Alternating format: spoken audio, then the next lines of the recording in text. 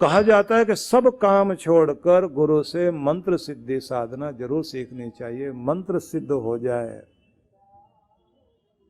बस आप अपना लोक और परलोक सुधारने की स्थिति में आ गए।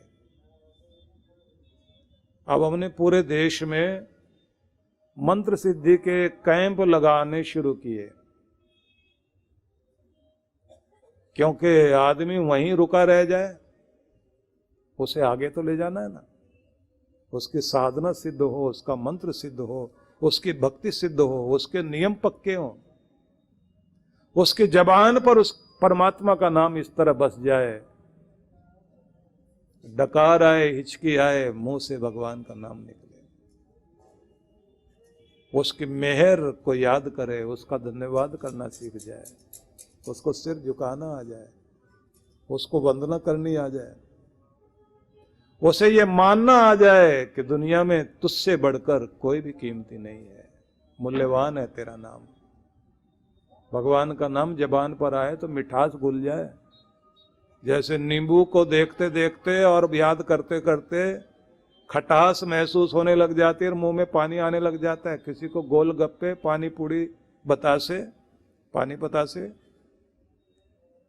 उसमें अगर थोड़ा वर्णन कर दे कोई, वो चाट पापड़ी बनाते हैं ना, थोड़ा सा तोड़ के उसमें आलू भरे, चने डाले, उसके बाद में थोड़ी सी मीठी चटनी, थोड़ी खट्टी चटनी, थोड़ा मसाला ऊपर से बुरके, ऊपर से थोड़ी सी मिर्चें डाले, उसके बाद दोने में लेके हिलाए तो होता है ना कुछ जीभ पर कुछ पानी आने लगता है ना। और जिनको आदत होती है उनकी तो हालत खराब है। तो जिसको भगवान का नाम जबान पर आते ही मिठास आने लग जाए तो इसका मतलब है उसका मंत्र जागृत हो रहा है, बात बनने लगी, मिठास आनी चाहिए। इसलिए ओम में जो आखिरी वाला बिंदु है वो प्रेम का है। और ये अद्भुत बात है कि हमारे यहां शब्दों को रखा भी ऐसा गया है कि हर शब्द के उच्चारण का स्थान अलग है,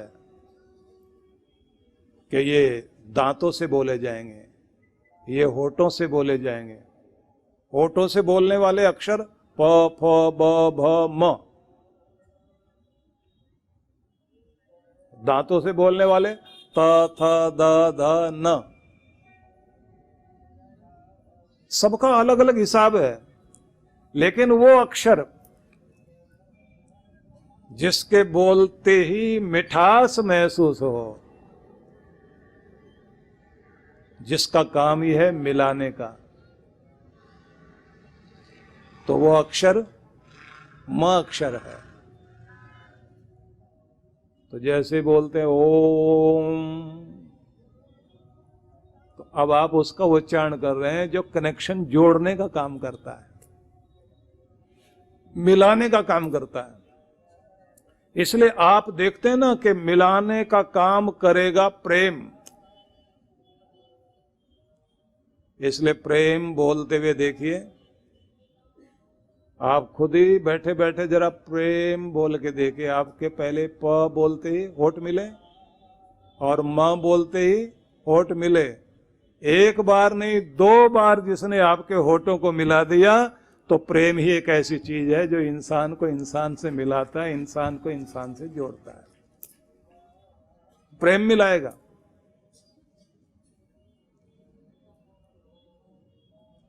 प्यार, प्यार बोलेंगे तो प्यार पहले ही अक्षर से होठ मिलते हैं, लेकिन जो नहीं मिलाए वो क्या चीज? लड़ाई। लड़ाई मिलने ही नहीं देती। इसलिए जहां से शुरू होती है, पहले तो होठों से शुरू होगी, आपके मुंह से शुरू होगी लड़ाई। शब्द को ही बोल के देख लीजिए, पहले तो आपके होठ ही नहीं मिलने देगी। लड़ाई, होठ मिले क्या? नहीं मिलते, क्योंकि इसका काम ही यही है। लड़ाई का मतलब जुड़े हुए को भी दूर कर दे। अच्छा, तकरार बोल के देखिए, चलिए तकरार, मिले होठ? चलिए झगड़ा बोलते हैं, झगड़ा मिला? झगड़ा मिलने नहीं देगा, तकरार मिलने नहीं देगी, लड़ाई मिलने नहीं देगी, लेकिन प्यार शुरुआत का अक्षर से ही होठ मिल जाते हैं। और प्रेम, हिंदी का अक्षर तो प्रेम ही है, पहले अक्षर में भी मिला देगा और आखिर में भी मिला देगा। तो 3 अक्षर हो गए, अ उ म। तो आ जिसने स्विच ऑन किया, उ उसने जिसने पालन किया, और म वो जो मिलाता है खुद से भी, आनंद से भी, खुशी से भी, प्रेम से भी, जो मिलाने का ही काम करता है, वो आखिर में म है, महेश्वर। शांति देना, चैन देना, तसल्ली देना, ये शिव जी का काम है। इसलिए ब्रह्मा विष्णु महेश तीनों आगे जिसमें वो है ओम। इसी से शुरुआत करी तो कहा है ओम खम ब्रह्म, ये यजुर्वेद में कहा गया। आकाश की तरह जो सब जगह फैला हुआ और सब में बसा हुआ है, कहते हैं उसका नाम ओम है। और ये भी कहा ओंकार यो न जानाति ब्रह्मणो न भवेतु सह, जो इसे नहीं जानेगा ब्रह्म को प्राप्त नहीं होगा, भगवान को प्राप्त नहीं कर पाएगा। इसलिए सबको क्या करना है, आपके सारे ग्रंथों में कितनी महिमा कही गई है। ततो अभूत बृहदो ओंकार यो अव्यक्त प्रभव स्वराट यत लिंगे भगवतो ब्रह्मणः परमात्मन। वह नाद 3 अक्षरों से युक्त ओंकार के रूप में जगत में प्रकट हुआ था, उसकी उत्पत्ति अव्यक्त है, जो सब में विराजमान है। वही परमात्मा का, भगवान का चिन्ह कहा जाता है। उसी से परमात्मा से जुड़ने का अवसर मिलता है। और आपके ग्रंथों में, उपनिषदों में एक जगह लिखा है स्वधाम्नो ब्रह्मणा साक्षात वाचक परमात्मनः स सर्व मंत्रोपनिषद वेद बीजम सनातनम। शौनक ऋषि को समझाते हुए गुरु कह रहे हैं कि परमात्मा देव ब्रह्म का साक्षात वाचक शब्द केवल ओम है। वही सारे मंत्र, उपनिषद और जितने भी वेद हैं, उनका बीज अगर कुछ है, ओंकार है। और जो शाश्वत है, सनातन है, सदा रहेगा, वह एक ही अक्षर है जिसे आप ओंकार के रूप में जानते हैं। इसलिए ओम से शुरुआत करना और ओंकार से ही शुरुआत करते हुए तुम अपनी सिद्धि पा सकते हो। ये भी कहा गया जपात सिद्धिर जपा सिद्धि जपा सिद्धि पुनः पुनः।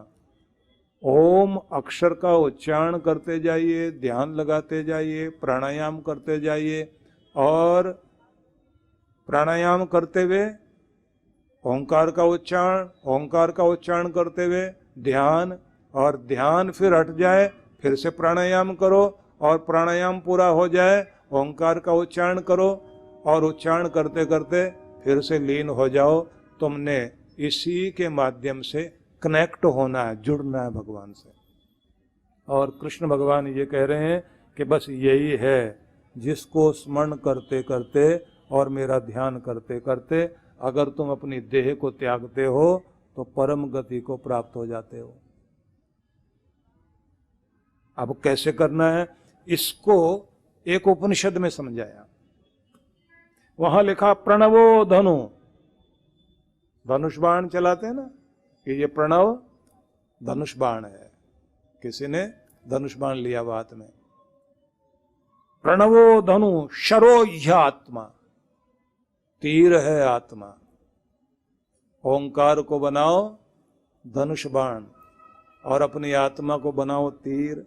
तो तीर जैसे ऐसे लगाया हुआ है ना, तो ये दुनिया की तरफ नहीं, ऊपर की तरफ ऐसे छोड़ना है। ऐसे छोड़ने का मतलब है ध्यान ऊपर। ओंकार का धनुष है, प्रणव हो गई, प्रणव मतलब ओंकार, और तीर हो गया आपकी आत्मा। अपनी आत्मा को ओंकार से जोड़ो, मतलब ओम बोलते बोलते अपनी पूरी चेतना उसमें लगा दो, पूरी होश उसमें लगा दो, पूरी तरह से उसमें खो जाओ। ब्रह्म तद लक्ष्यम उच्यते, भगवान ही टारगेट है वो, और आप इधर से तीर को खींच रहे हैं, ये धनुष आपके हाथ में है। तो इस धनुष को कहेंगे आप, ये ओम ऐसे बोल रहे हैं, और पूरी होश अपनी आत्मा इसमें लगा दी, ये तीर बन गई आपकी आत्मा। और जहां आत्मा को पहुंचाना है, जहां अपनी चेतना को जोड़ देना, वो है ब्रह्म।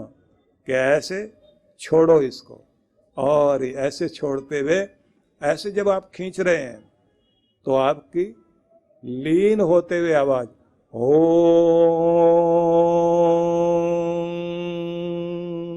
तो तीर जा रहा है वहां, तुम वहां जुड़ रहे हो, बैठे हो शरीर में लेकिन ध्यान वहां।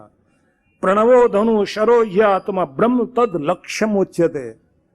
ओम ही धनुष है, आत्मा तीर है, ब्रह्म लक्ष्य है। अप्रमत्तेन वेदव्यम शाश्वतम तन्मयो भवेत, निवर्तन्ते क्रिया सर्वा तस्मिन् दृष्टे परावर।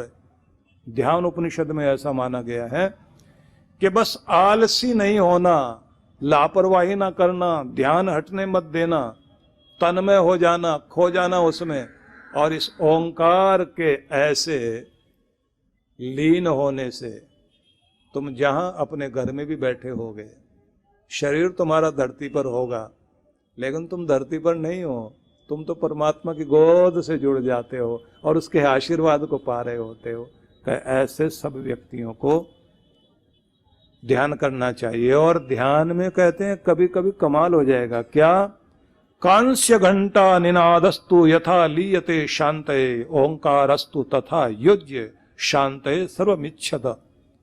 अभ्यास करते हुए, पूजा पाठ करते करते ध्यान में जब आप लीन हो जाएं, खुद की होश न रहे, तब कभी कभी व्यक्ति को अंदर घंटानाद प्रकट होता है, कभी शंख की ध्वनि, कभी घंटे बजने की, जैसे कांसी का घंटा किसी ने बजा दिया हो, टन, ऐसे गूंज पैदा हुई। कभी समुद्र की लहर की गर्जन सुनाई देगी, कभी ऐसा लगेगा कोई बिजली कड़की है, कि ऐसा कुछ अंदर से आवाज आती है। लेकिन मुख्य रूप से कहा जाता है अनहद बजे, घंटा बजे, आवाज आए, और वो आवाज जब आपको घंटे की तरह से सुनाई दे, इस प्रकट ओंकार के ध्यान में आप अपने चित्त को, मन को वहीं लगाए रखना। वह ध्वनि अगर प्रकट हो जाए तो कहा बस उसके बाद आप देखना आपके अंदर जो व्याकुलता अब तक थी दुनिया में, वो खत्म होनी शुरू हो जाएगी, क्योंकि आपके सिर पर परमात्मा का हाथ आ गया। इसलिए हमारे यहां सारे मंदिरों में पहले घंटा रखा गया कि उसको बजाकर अंदर आओ। क्यों बजाओ? कि ये तुम्हारे अंदर गूंजने लग जाए, जो बाहर लटक रहा है ना, उसकी गूंज तुम्हारे अंदर उतरने लग जाए, तुम उसी तरह से ध्यान में बैठकर परमात्मा के नाद को सुनने वाले बन जाओ।